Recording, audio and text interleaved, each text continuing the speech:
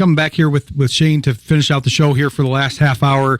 Like I said, Glenn had a great question, so I'm glad he jumped in. And Shayne's got so much great information, which we're going to try to extract from him throughout the show's tenure here. But when he was talking about how there were certain receivers that he played with that maybe wanted the ball more than others, there was a certain Spanish number combination that came to mind for me. My Spanish is a little rusty, but there's a certain Spanish number combination that came to mind. I didn't know if it was him or him and other people, or maybe not him. Maybe I'm not giving him enough credit here. Well, it certainly wasn't an Irish combination. I'll try to neither deny nor confirm, but I think you're on the right path. There many times, I remember sitting in film and seeing the coach say, "Why are you raising your hand like this?" Like first off, really good receivers don't need to raise their hand. Now, what Chad was Chad had an ego. We all know that. He'll tell you himself. Sure. And he had a really good attitude as far as he wanted to make a difference. So I won't fault him for that. But I think when you get the whole, like, I'm so good, I can do everything on every single play, that's where you push the boundaries. And I think when when you're in a position where if you don't throw the ball, I'm going to get yelled at. I'm going to get a tantrum of some sort. That can sometimes create an issue. I think other receivers on the team might feel a certain way. I think the quarterback's going to feel a certain way, the OC, the head coach, all of those, you're kind of creating a ripple effect. And sometimes you're just not open. And what Chad was known for was he had amazing feet. Like, he ran routes better than anyone. And when he would do footwork drills, his feet could move so fast in such a short span of space, inside a box, creating space between him and other players, but you're not going to get that 100% of the time. Sometimes the defensive backs are going to have leverage on you. Sometimes they're going to have help. Sometimes you're just in a coverage that's just not meant for you, and no matter how good of a route runner you are, you have to learn to adapt. And that adapting is something that wasn't Chad's strong suit, because Chad could see a play, know his assignment, and follow the line on the play on the playbook. And he followed that line perfectly and did a great job of it. Where he ran into issues when he went to New England and played for Belichick is their offense was different. Tom made a lot of decisions based on the coverage, based on the leverage. And he could see it very early, and he was on the same page with those receivers, and they could see it, so they could break one way when the play maybe originally was meant to break the other way. So these hot routes, or any time where you're doing a different read where it might call for a slant instead of an out, or it might call for something different based on the leverage of the defensive back and the overall coverage of the defense. That's not something Chad did. Chad ran the play as it was designed, and he was really good at it. Whereas a lot of the receivers in New England made a name for themselves because they became really good because they had a quarterback that made sure they understood, all I've got to do is look at you, and I've looked over there, and I see that defensive back is playing 2 yards further back, or that defensive back is an inside leverage versus outside leverage, or whatever it may be. And that receiver knows that Tom knows that they know, and they trust each other, and they can make those decisions. And he's going to throw a pass, and a guy's going to literally turn his head and have a ball in his hands at the exact same time. Whereas if you're not on the same page, you might throw the pass expecting a player to break a certain direction, and that player's running a whole different route than the quarterback's throwing to. And that's where you find the big issue. And that's why Chad never really had a ton of targets in New England, and never really was a factor on that team. Well, that's an interesting distinction in multiple ways, because I'm thinking about kind of the different careers that these guys had, and because you saw that more when Tom was in Tampa. I feel like since those guys didn't necessarily play in that same system, there was a lot of talented receivers that he played with, but you saw him throwing his hands up more because he was used to the guys that Belichick and Brady kind of popularized, these quick feet, undersized guys like Wes Welker and Julian Edelman, where they didn't necessarily have the burning speed or athleticism that Johnson did. But I feel like that's why the main guy that I think of when I think of elite New England receivers, and it's an interesting distinction that you're making that apparently was the difference. I never thought of this before having this conversation, but Chad Johnson, obviously super talented, ultra talented receiver. Randy Moss was also an ultra talented receiver, but he worked extremely well in New England, and it must have been because he was combining those elite athletic traits that him and Chad both had, but then with the ability to improvise a little bit more, read the coverage a little bit more, and kind of integrate that, because that's probably something he didn't get as much credit for because he had Chris Carter when he was in Minnesota, and then Brady's throwing to him. But it's like, well, hey, he's got to be, if he's turning this athleticism into what he produced, he's got to be a pretty good route runner and decision maker too. And it helps that Randy was very smart. Randy understood a lot of the concepts that they ran. But a really big factor is that Randy is fast and has a really long stride, and he's 6'6". And I'm pretty sure that whatever 6'6" is, that reach, his arms expanded past that reach. I don't know exactly what that was, but that gave him a very distinct advantage. That's why we call it to this day. Anytime a receiver catches a ball over top of a defensive back, we call it "you got mossed," because he was one of those guys that you could literally create a jump ball situation, and however many times out of 10 at a very high click, he's coming down with that ball. He's amazing to me, the ability to adjust to both of those situations, because, I mean, you got to wonder what happened in between when he was playing for the Raiders, because he was an undervalued asset when he came over to New England, and I think it was like a 4th round pick or something that New England gave to get him, and a very atypical acquisition for Belichick, because he had Chad Johnson that he went after, but normally he had these undervalued receivers that he went after, the Wes Welkers, like I said, of the world, and repurposed them, because it's like he couldn't find the right, when he did go after an athletic receiver, it was hard for him to find the right fit sometimes. Well, I think you throw the mix in of the perfect storm. I think that Belichick, an extreme mastermind of football knowledge, mixed with Tom Brady, just an over-the-top work ethic and just competitive desire. You throw those together, you get two guys that are obsessed over success. I think it just throws gasoline on a fire, and I think that's why they had so much success. I don't know that Tom Brady has the same success in New England without Belichick. And I don't know that Belichick has the same success without Tom Brady. I think their mixture just played into the perfect storm, and that's why they were able to bring so many other guys with them. And I mean, I played on that team for a year, and I saw it, and I saw, the intense pressure we had every single day, just walking into a meeting, knowing that Coach Belichick could ask us a question, and we better know the answer, or you're going to feel pretty stupid in front of the whole team. And I think everyone kind of kept that standard, but Tom helped create that standard as well. So it was just such a very fruitful relationship for them both. Well, that's such a classic sports radio debate now. When Brady did leave and now Belichick is gone too, it was always, well, who's responsible? I think your answer is the most astute one, which you played with them, so it's the most valuable by far, which is, hey, they both played into this. That this is the result of those two together.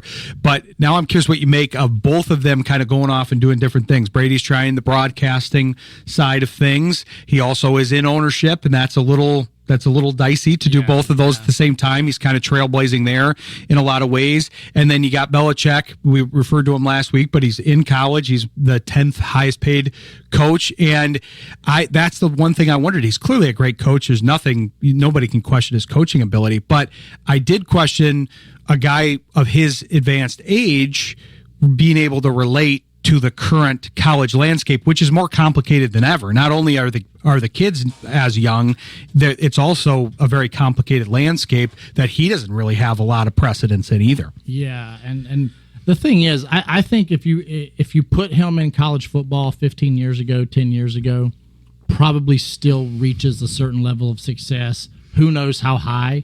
Coach Saban is kind of modeled after him to a degree, and I think that those two are kind of hand in hand. There's a reason why Coach Saban kind of got out of it himself, I think, and I think that it's because that standard old school hard nose, super genius mind of football doesn't always outrule the younger culture, the younger, now with transfer portal and NIL and all of those things, but also just the fact that you are older and you're dealing with 18 to 22-year-olds instead of 22 to 40-year-olds. And there's a maturity level and a level of understanding how to relate that plays into it, a very high click, because you're talking about guys that frontal cortexes haven't even fully developed yet, and you're trying to make them be professional football players to a degree, and now you're throwing money into it, and you're having to worry about their behavior and having to worry about the decisions they're making, and then also commanding respect and commanding the follow my lead, buy into my system, when you're dealing with young players that I've got enough money, I don't need to worry about this already. And they're not mature enough to truly understand the big picture versus the short-term picture. You hit on the next point that I was thinking. The leverage is so different now in college, because you've got the transfer portal combined with NIL, where you have the idea that these guys don't necessarily have the same. They're getting paid. They're getting millions of dollars, and so they don't necessarily have to listen to the coach the same way. And if they don't like what he's saying, they'll go to a different team that may pay them and find value in them. What are you thinking about this, Big G? You got a question here?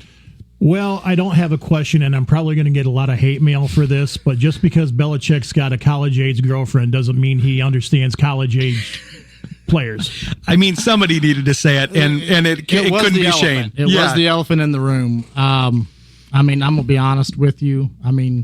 There are two things in this world that are undefeated, and he's fighting against both of them. One is time, and one is I'll just say females. I just don't think that the perception that we get as outsiders, it seems like she's controlling. It seems like she's very inserted into this college coach, like she's trying to get the guys to change how they do their PowerPoints. She's trying to, she's interrupting interviews. Like you just don't see that.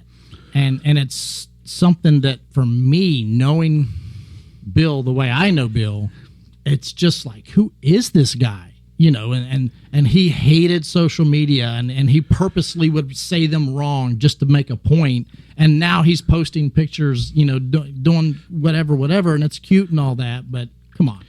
That's exactly what I was thinking. This is a guy that notoriously had such control over that organization. He was basically the general manager. He was the coach. We talked about kind of the coaching tree not necessarily bearing a lot of fruit because he was under such control, him and Brady. But the idea that he's the last guy that I would think of all these guys would be with, because they're both adults. We don't have to judge that part of it. Sure. But it's like him. He doesn't seem like a great fit with a younger girlfriend, given his ability to being his age, being a little bit more advanced, and then being under control. He's ceding a lot of control to the new person in his life here. It seems as such, and he's a guy that has an unbelievable knowledge of football.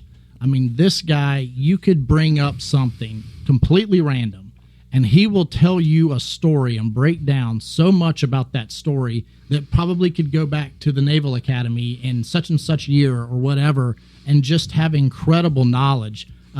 Funny story, our punter was a rookie the year I played there. His name was Zoltan Mesko, University of Michigan. Okay. We had just watched the game where the Giants punted to Deshaun Jackson? Jackson. Okay. And it was supposed to go out of bounds. And he shanked it, and it went to the middle of the field. It bounced once. The coverage was all screwed up, spread out. He picks it up off the bounce, runs it in for a touchdown. They win the game. Okay?